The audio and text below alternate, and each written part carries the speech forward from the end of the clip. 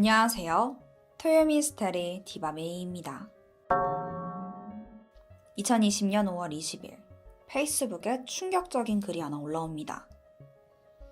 아시아 갱단에 납치당해서 성폭행 당했어요. 경찰은 이 모든 사실을 알면서 모른 척합니다. 제발 도와주세요.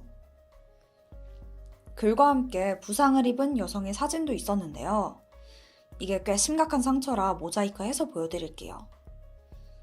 온 몸이 멍투성이인 건 기본이고 누구라도 이걸 보면 도와주고 싶은 심정이잖아요. 그래서 바로 신고가 들어갔죠.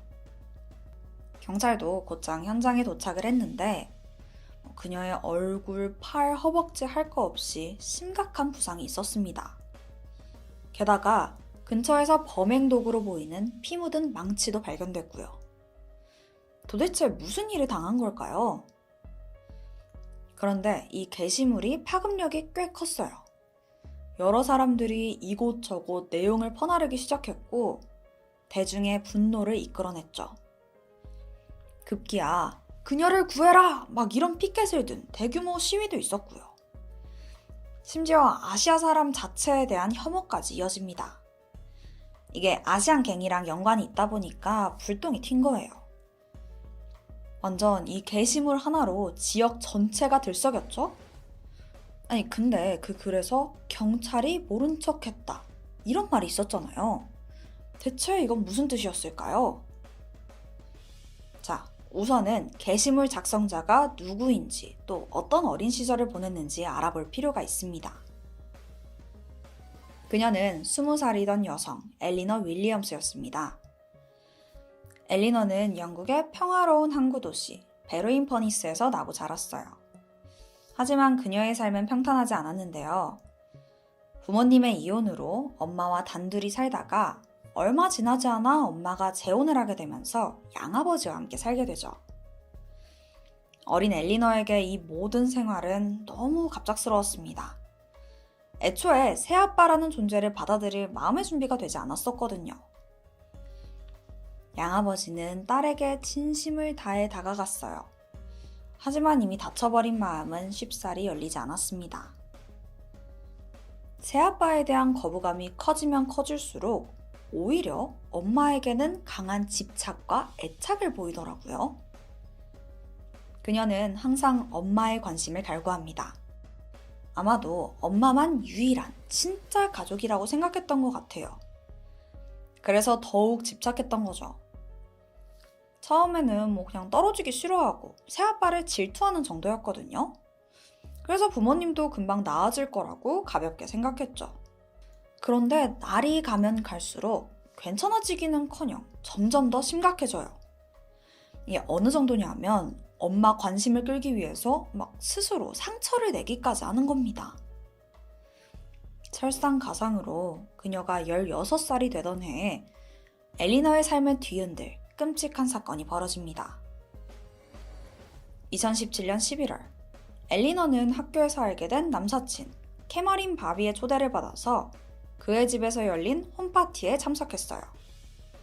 오랜만에 친구들하고 즐거운 시간을 보내고 잠깐 수영장 근처에 앉아서 쉬고 있었는데 이때 파티 개최자인 캐머린이 조용히 다가오더니 속삭입니다. 엘리, 조용히 따라와봐. 내가 좋은 거 줄게. 같은 반 친구다 보니까 큰 의심 없이 따라갔죠. 캐머린은 그녀를 데리고 비어있는 방으로 들어갑니다. 그렇게 단둘이 남은 그 순간 태도가 급변해요. 억지로 옷을 막 벗기려고 하는 거예요. 엘리너는 갑작스러운 상황에 겁에 질려서 반항 한번 하지 못하고 그렇게 성폭행을 당하게 됩니다. 끔찍한 시간이 흐르고 캐머린은 그녀에게 억지로 대마초까지 피우게 했어요. 이게 나중을 생각해서 한 행위 같은데요. 마약을 하게 되면 진술에 신뢰감이 떨어지잖아요. 그래서 시킨 겁니다. 이거 너무 악질이죠. 한편 엘리너는 신체적 충격에다가 또 마약까지 하게 되니까 버티지 못하고 결국 정신을 잃고 말았습니다. 시간이 얼마나 흘렀을까요? 병원에서 눈을 뜨는데 엄마가 딸 손을 꼭 붙잡고 눈물을 흘리고 있더라고요. 엘리너는 엄마 품에 안겨서 자신이 겪은 끔찍한 일에 대해서 털어놓았습니다. 그리고 곧장 경찰에 신고했죠. 캐머리는 바로 체포되는데 더 황당한 일이 발생합니다. 어찌된 일인지 그냥 금방 풀려나더라고요. 경찰의 말에 따르면 피해자의 진술 외에 아무런 혐의점이 없고 심지어 엘리너에게 성폭행의 흔적도 발견되지 않았대요. 그래서 체포할 수 없다는 겁니다. 엘리너는 경찰이 자신의 편이 되어주지 않는 이 상황에 큰 좌절감을 느꼈어요. 그리고 이때부터 방황이 시작됩니다. 매일매일 술과 마약에 의존해서 살아갔고 가출 횟수도 늘어가요. 게다가 이유를 알 수 없는 부상을 입은 채 집에 돌아오기도 합니다. 이런 일이 반복되니까 모녀 사이의 다툼은 잦아져요. 엘리너는 결국 다음 해인 2018년 아예 집을 나가버립니다. 집으로 돌아오라는 엄마의 부탁에도 요지부동이었고요. 심지어 어디서 머무는지 위치도 말해주지 않습니다. 엄마는 결국 독립 허락해 줄 테니까 집 위치 공유와 연락만이라도 제대로 받아줘라 라는 약속을 받아냅니다. 이러지 않고서는 다시는 딸을 볼 수 없을 것 같았거든요. 하지만 엘리너는 엄마와의 약속을 지킬 생각이 없었어요. 매번 잠수 타기 일쑤예요. 사실 엄마가 그 딸 주소를 알긴 하잖아요. 근데 직접 찾아가면 막 엘리너가 노발대발할 게 뻔했죠. 그래서 그녀 연락이 안 될 때마다 직접 경찰에 신고를 해서 상태를 확인하곤 했습니다. 경찰이 엘리너의 집에 방문을 해보면 항상 그녀는 약이나 술에 취해서 정신을 못 차리고 있었어요. 이렇게 아슬아슬한 하루를 보내던 2019년 5월 19일 웬일로 엘리너가 경찰에 직접 전화를 걸어봅니다. 그러더니 충격적인 이야기를 꺼내요. 저 성폭행 당했어요. 조던 그 자식이요. 그녀의 진술에 따르면 2019년 3월부터 5월까지 약 2개월간 3차례에 걸쳐 조던에게 끔찍한 짓을 당했다며 도움을 요청합니다. 자, 사건의 발단은 이래요. 엘리너는 어플을 통해서 조던과 연락하기 시작했어요. 그리고 2019년 3월 8일 첫 데이트를 했죠. 그렇게 즐거운 시간을 보낸 후에 조던이 그녀를 집까지 데려다 줬습니다. 엘리너는 별다른 생각 없이 인사하고 집으로 들어가려고 하는데 그 순간 조던이 문을 턱 하고 잡는 거예요. 상황을 파악할 새도 없이 품에서 칼을 꺼내더니 엘리너를 위협합니다. 그리고는 아예 집으로 들어왔대요. 놀라서 막 조던을 밖으로 밀어냈지만 그는 오히려 막 폭행을 하면서 제압했고 그 후 성폭행까지 저질렀다는 진술. 그런데 그의 범행은 이게 끝이 아니에요. 이후로도 막 메시지를 보내면서 그녀를 협박했죠. 이미 겁에 질린 상태였던 엘리너는 그에게 저항을 할 수 없었고 결국 5월 6일과 5월 18일 추가로 성폭행을 당합니다. 이 이야기를 들은 경찰은 즉시 조던을 체포했어요. 이후 수사는 무려 3달간 이어지는데요. 이상해요. 이번에도 성폭행과 관련된 증거가 전혀 없다는 이유로 그냥 풀려나더라고요. 자, 생각해보세요. 엘리너 입장에서는 지금 자기한테 그것도 성범죄를 저지른 사람이 둘이나 그냥 멀쩡히 풀려난 거잖아요. 이거 너무 분통 터지죠. 억울하고요. 그래서 경찰이 제발 자신의 사정을 봐주길 바라면서 또다시 신고 전화를 겁니다. 엘리너는 지난 8년간 숨겨온 끔찍한 이야기를 꺼내는데요. 그 내용은 정말 충격적이에요. 12살 때부터 아시안갱의 두목 모하메드에게 성범죄를 당했다는 거예요. 자, 둘의 첫 만남은 엘리너가 이제 막 12살이 된 2011년으로 거슬러 올라갑니다. 그녀는 이때 처음으로 하우스 파티에 초대받게 되는데요. 이곳에서 당시 34살이던 모하메드 람잔을 만나게 됩니다. 그는 시내에서 인도 레스토랑을 운영하는 CEO였어요. 이 인연으로 엘리너는 그 식당에서 일을 하면서 점차 그와 가까워지더니 결국 선을 넘어요. 둘이 연인이 된 겁니다. 사실 당시 엘리너는 부모님이 이혼을 하고 좀 혼란스러운 상태였잖아요. 그런데 20살 이상 연상인 모하메드가 마치 아빠처럼 따뜻하게 다가오니까 점점 그에게 의지하게 된 겁니다. 그리고 이게 사랑이라고 착각하게 된 거예요. 그런데 모하메드는 사실 검은 속내가 있었어요. 이때부터 그의 가스라이팅이 시작되는데요. 너는 너무 소중한 존재고 특별하다면서 막 구슬려서 절대 복종하게 만들었죠? 이런 속삭임에 넘어간 엘리너는 결국 성관계까지 가지게 되고 모하메드는 점점 그녀를 길들였습니다. 그러다 어느 날은 굉장히 엽기적인 제안을 하게 되는데요.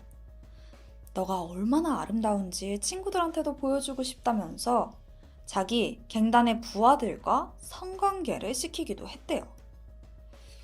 그렇게 7년이라는 긴 시간 동안 엘리너는 모하메드와 그의 부하들에게 성폭행을 당했다는 진술. 그런데 그들의 만행은 이게 끝이 아닙니다. 2018년에는요, 엘리너를 네덜란드 암스테르담으로 끌고 갔대요.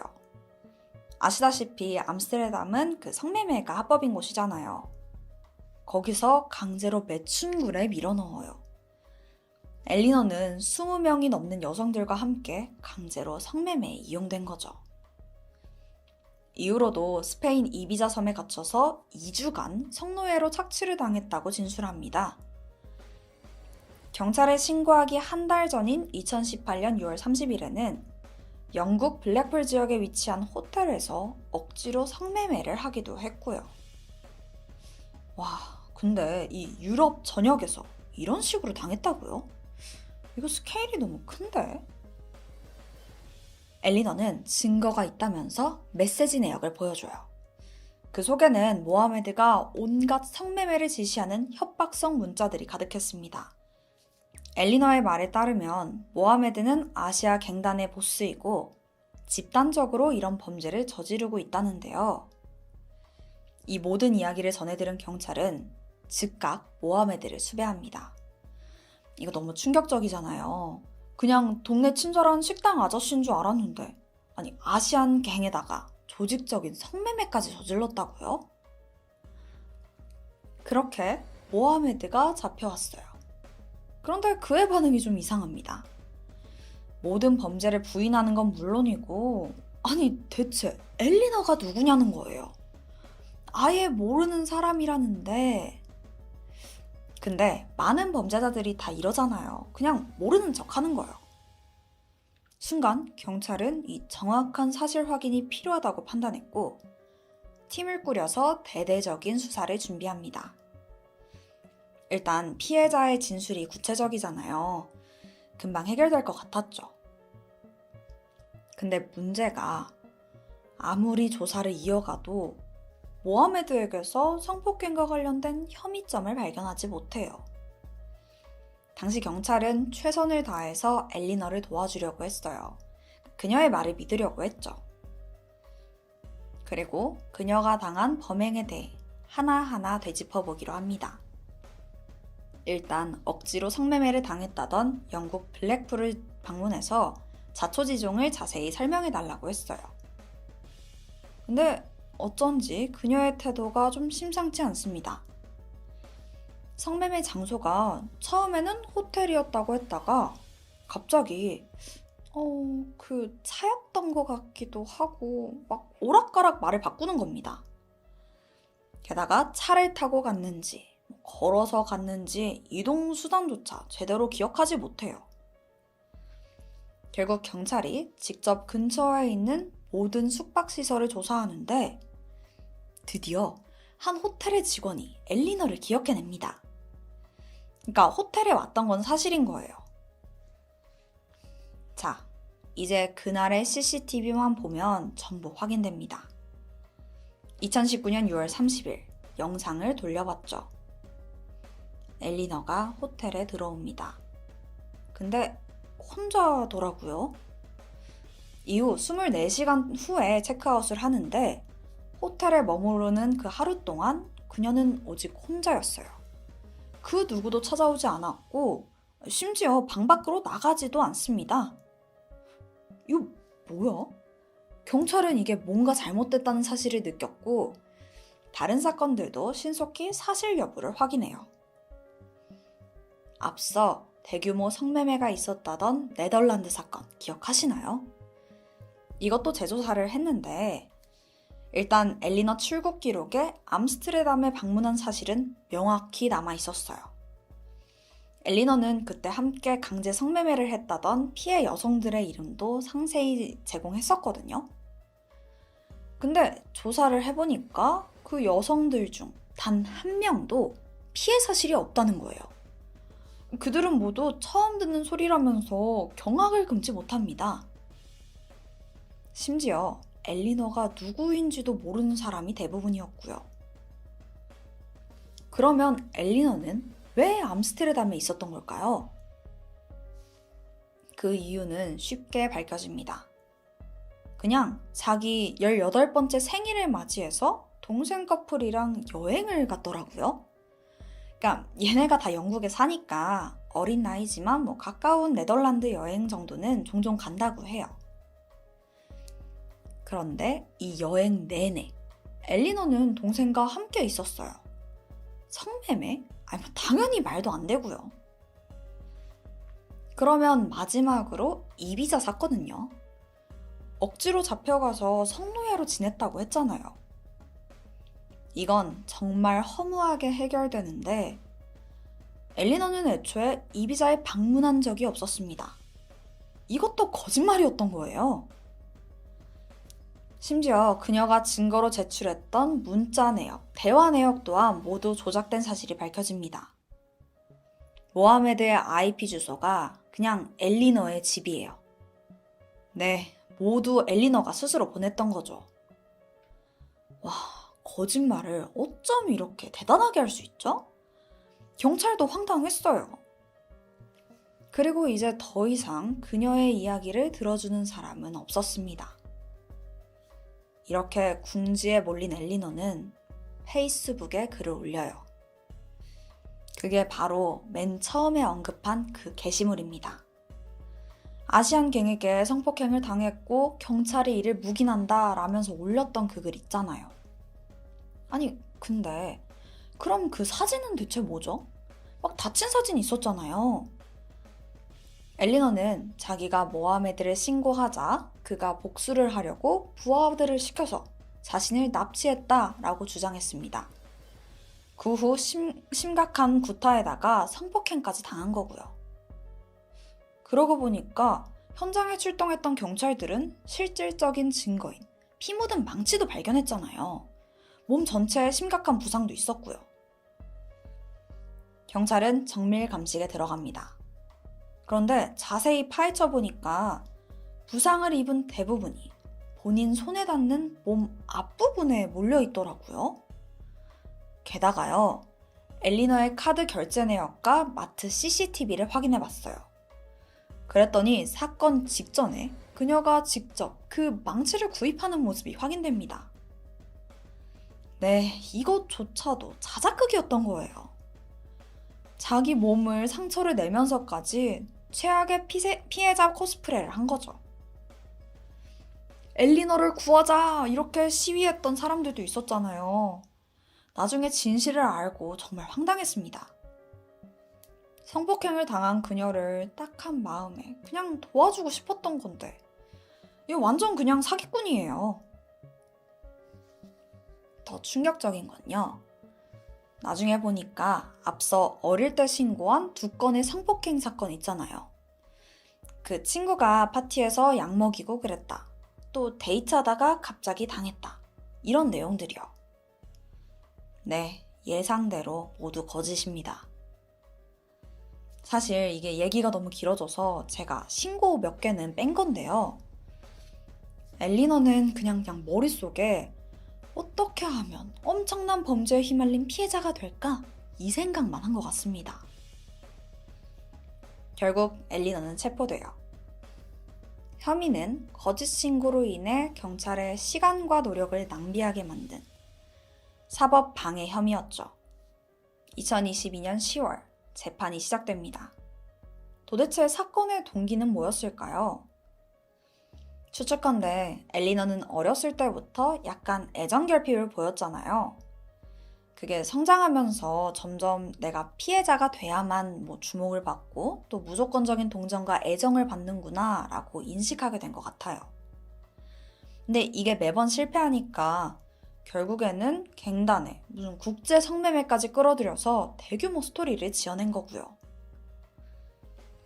이후 3개월간 진행된 재판 끝에 결국 9건의 사법 방해 혐의에 유죄 판결이 내려졌고 엘리너는 징역 8년 6개월을 선고받습니다.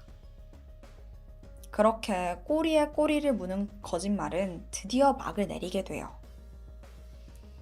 엘리너는 현재 교도소에서 수감 생활을 하고 있습니다. 이렇게 마무리가 된 것 같지만 사실 이 사건에서는 잊어선 안 되는 피해자가 있습니다. 바로 조던과 모하메드요. 둘은 엘리너의 거짓 신고로 인해서 심각한 피해를 봤어요. 엄청난 비난은 기본이고 앞서서 그 사건 오해한 엘리너 지지한 사람들 있잖아요. 그 사람들로부터 500건이 넘는 살해 협박에 시달리기까지 합니다. 대체 엘리너 한 명 때문에 몇 명이 피해를 본 거냐고요.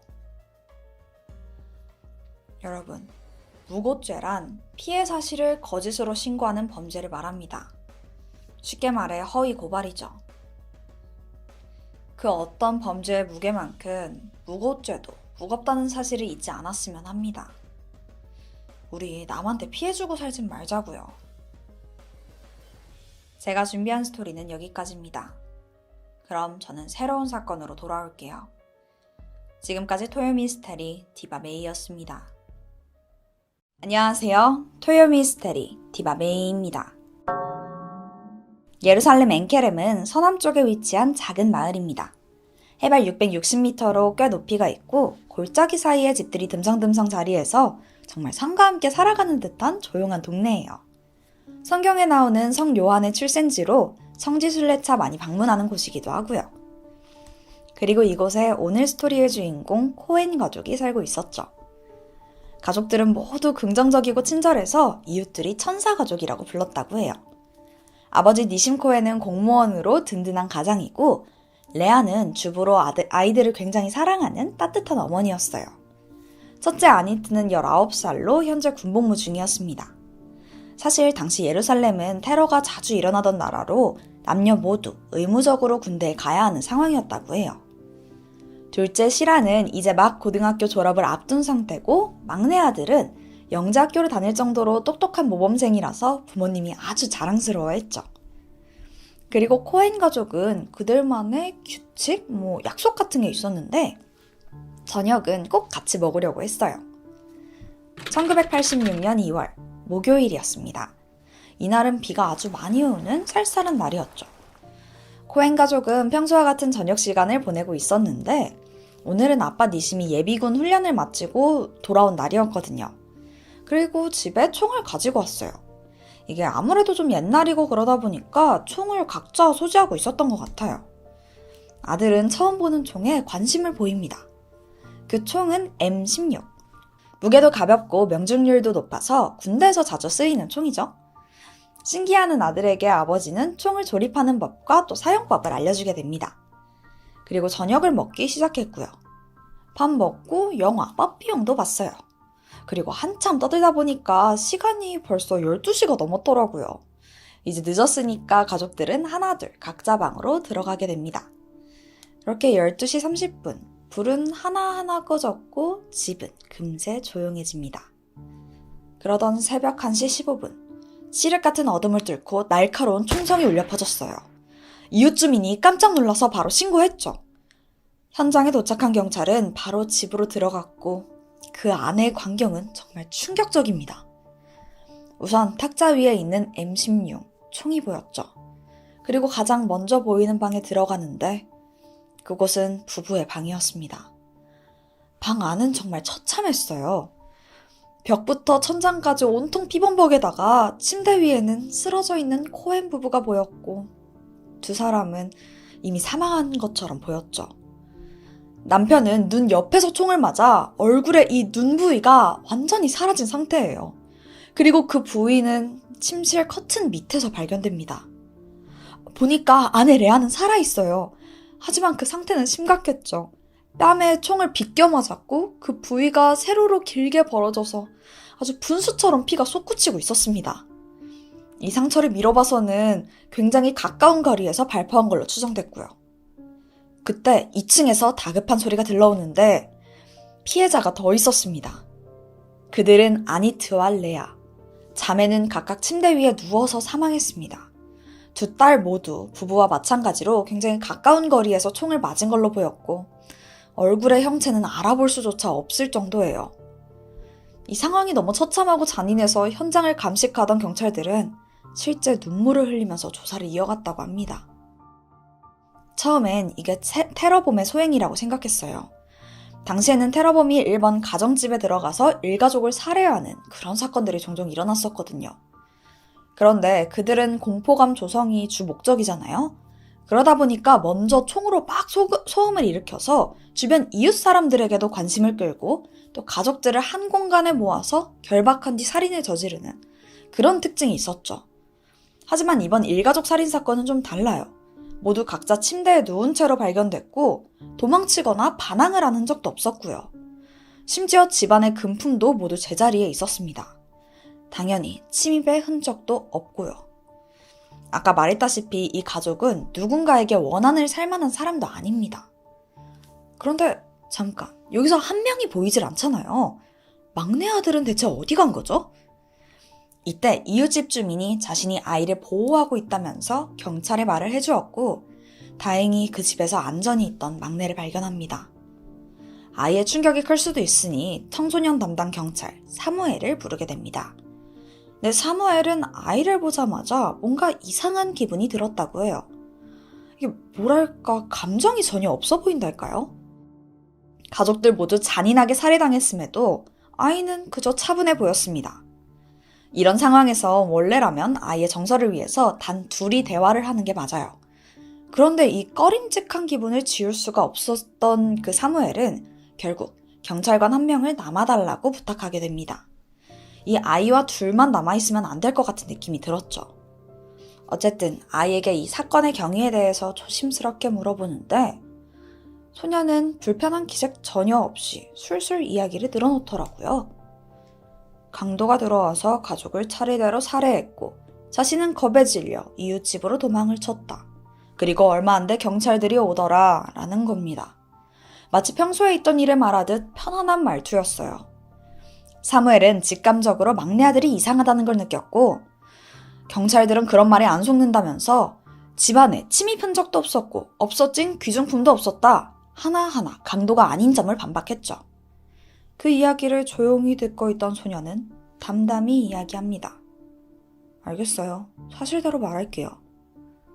하지만 한 가지 조건을 붙이는데 이야기를 모두 끝내면 어머니와 대화할 수 있게 해달라는 겁니다. 마치 엄마는 당연히 살아있을 거라고 확신하는 것 같았어요. 하지만 부상 상태가 심각했던 어머니는 병원 이송 중에 사망을 하고 말아요. 사무엘은 이 사실을 알고 있었지만 우선 아이의 진술을 듣기 위해 모른 척 그 조건을 수락했고 이내 소녀는 입을 열었습니다. 사건 당일이던 목요일, 아버지에게 총을 조립하고 사용법을 배운 후 멀쩡히 함께 시간을 보내고 12시쯤부터 가족들이 방으로 다 갔다고 했죠. 이때 아이도 자신의 방으로 향합니다. 그리고 새벽 1시쯤 침대에 누웠고 금세 잠이 들 것 같았죠. 그런데 순간 방금 봤던 영화 빠삐용의 한 장면이 떠올립니다. 자신의 아내와 딸들을 모두 죽인 살해범이 등장하는 부분이었다고 하는데 그 순간 근처 성당에서 종이 울렸고 초록색 몸의 무언가가 나타나 자신에게 명령합니다. 그래. 아이는 자기도 모르게 그대로 방으로 나가서 1층으로 내려갔고 부모님 침실에 들어가서 M16, 총을 조립하기 시작합니다. 그리고 그대로 아버지와 어머니를 차례로 쏘고 올라가서 누나들 머리에도 총을 쏜 거죠. 그런 후에 다시 1층으로 내려와 총을 탁자 위에 두고 뒤쪽 발코니로 통해서 집 밖으로 나와 강도가 들었다고 소리치면서 옆집으로 향한 겁니다. 그 와중에 피가 묻은 옷을 갈아입는 치밀한 모습까지 보였어요. 초록색 몸에 무언가가 식혔다. 이게 솔직히 믿기가 너무 힘든 얘기죠. 경찰은 아이가 거짓말을 한다고 생각했고 좀 더 평범한 동기를 찾으려고 했어요. 왜? 부모님이 평소에 때렸어? 아니면 전에 경찰이 체포된 적은 있었어? 아니면 학업 스트레스가 심했나? 아주 사소한 거 하나하나 물어보는데 아이는 그저 고개를 가로저어요. 전 시키는 대로 한 것뿐이에요. 그게 다예요. 근데 사무엘은 현재 상황에선 더 이상 아이에게 뭔가 더 필요할 진술을 들을 수 없다고 판단했고 아이를 품에 안아 경찰서로 향합니다. 뭔가 얼굴을 담요와 옷으로 숨기고 경찰차로 옮겼죠. 경찰서에 도착해서도 사무엘은 긴장감을 놓칠 수가 없었어요. 사실 현장에서 아이와 이야기를 나누는 동안 왠지 모를 불안감을 계속해서 느꼈거든요. 누가 봐도 자신이 소년보다 크고 강해 보였지만 이상하게도 아이에게 제압당하는 느낌이 강하게 들었다고 합니다. 그리고 소년에게 뜨거운 커피를 건네고는 잠시 자리를 피하는데요. 이게 이유가 다 있었어요. 이 아이가 대체 뭘 어떻게 행동할지 종잡을 수가 없었거든요. 뜨거운 음료를 주면 순식간에 그걸 집어 던질 것만 같아서 우선은 그 자리를 피했던 거죠. 얼마 뒤 사무엘은 소년이 커피를 다 마실 때쯤 방 안으로 들어갑니다. 그러자 겨우 13살이던 아이는 마치 명령하듯 손짓으로 그에게 앉으라고 제스처를 취하더니 말을 하더라고요. 혹시 내가 어린애로 보여요? 설마 커피를 던질 거라고 생각한 건 아니죠? 그럴 리가 없잖아요. 어쨌든 신속한 출동과 수사는 좋았어요.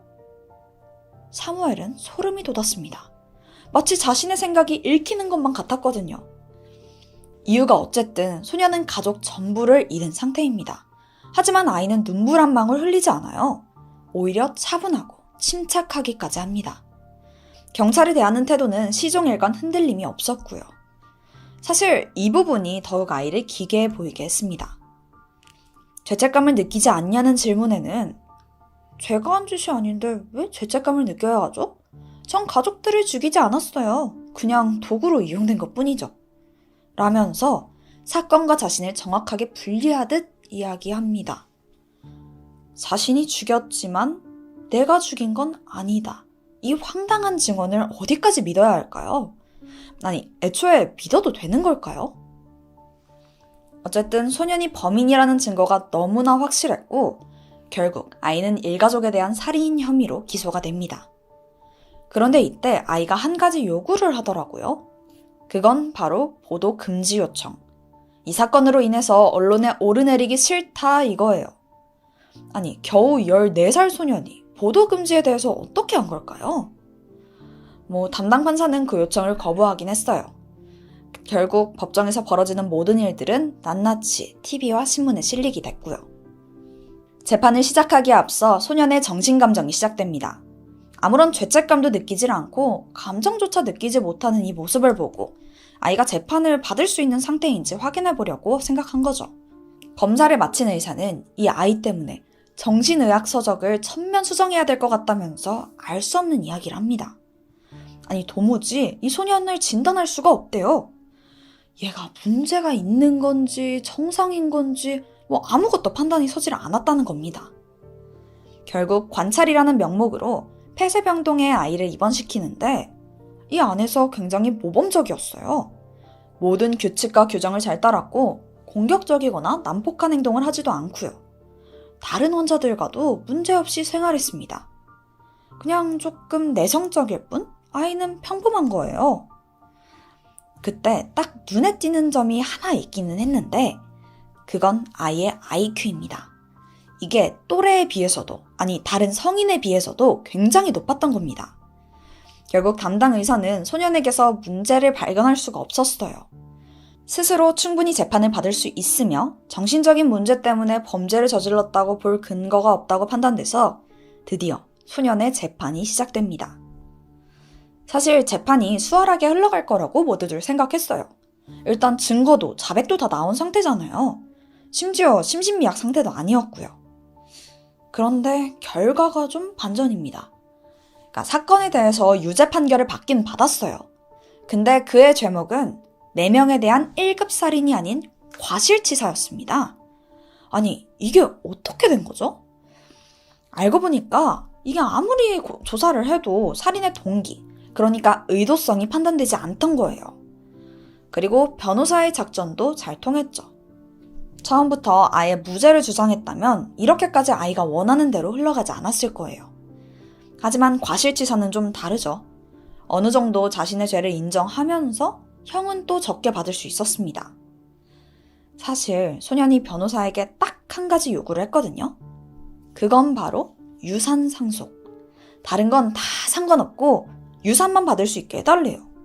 근데 이스라엘 형법상 1급 살인이 인정되면 상속권을 박탈당하지만 과실치사가 되면 집과 재산은 물려받을 수 있다고 해요. 결국 판사는 소년과 변호사의 의도대로 과실치사라고 판단했고 그렇게 원하던 유산을 받을 수 있게 됩니다. 소년은 4사람을 끔찍하게 살해하고 겨우 9년형을 선고받았어요. 그리고 부모님의 유산과 집 모두를 차지하게 됐고요. 네, 사실 이 사건에서 이해가지 않는 부분이 있는데요. 대체 누나들은 왜 죽인 걸까요? 소년은 체포 후에 꾸준히 누나들에 대한 그 애정을 표현했어요. 자신은 누나를 너무 사랑했고 나에게 너무 소중한 존재였다고요. 심지어 자신이 무엇을 잃었는지 깨닫게 되면 어떻게 될지 걱정이 된다는 이야기까지 해요. 도무지 이 소년이 무슨 생각을 하는지 알 수가 없죠. 그리고 동기에 대해서도 제대로 밝혀지지 않았고요. 그러다 보니까 겨우 14살 소년이 가족을 살해한 이유에 대해 많은 가설이 오가게 됩니다. 그 중에 가장 유력하다고 생각한 게 아버지의 학대 때문이라는 건데, 하지만 아버지 니심은 평판이 좋았잖아요. 자, 그들의 주장은 이래요. 밖에서 평범하고 친절하지만 집에서는 폭군같이 행동하며 아버지가 가정폭력을 행했다는 거죠. 아마도 남아선호 사상이 강했던 당시 그 학대는 두 누나에게 향했고 소년은 자기만 홀로 마치 왕자 같은 대접을 받는 상황에서 절대적 무력감을 느껴 결국엔 온 가족을 살해했다는 주장. 근데 이게 말이 되나요? 그 밖에도 정신 이상, 학업 스트레스 등 다양한 의견이 있었지만 이렇다 할 이유는 제대로 밝혀지지 않습니다. 소년의 변호사는 말합니다. 살다 보면 결코 풀 수 없는 퍼즐이 있다고요. 그렇게 막내 아들이 가족 모두를 살해한 이 사건의 동기는 영원히 미스테리가 되고 맙니다. 그런데 여러분, 혹시 눈치채셨나요? 제가 오늘 스토리를 진행하면서 단 한 번도 소년의 이름을 말하지 않았어요. 네, 그의 이름은 끝내 공개되지 않았습니다. 소년은 겨우 9년형을 선고받았고 그마저도 모범수로 6년 만에 풀려나게 돼요. 그리곤 자신이 살해한 가족들과 함께 살던 그 집으로 돌아와 새로운 삶을 시작했죠. 똑똑한 머리로 대학교에 석사학위를 취득하고 금세 취업도 합니다. 게다가 꽤 고위직급까지 올라갔고요. 가정까지 꾸리고 아무 일도 없던 것처럼 평범한 삶을 살아갔고요. 그래도 넷플릭스에서 다큐멘터리를 제작하고 곧 그의 신상에 대한 소문이 돌았고 결국 회사에서 알려지면서 해고를 당했다고 전해집니다. 여러분은 이 사건에 대해서 어떻게 생각하시나요? 소년은 과연 진실을 말한 걸까요? 일단 이 사건을 담당한 경찰, 정신과 의사, 그리고 변호사까지 그 누구도 아이의 말을 믿은 사람은 없다고 합니다. 오늘 제가 준비한 스토리는 여기까지예요. 그럼 지금까지 토요 미스테리 디바 메이였습니다.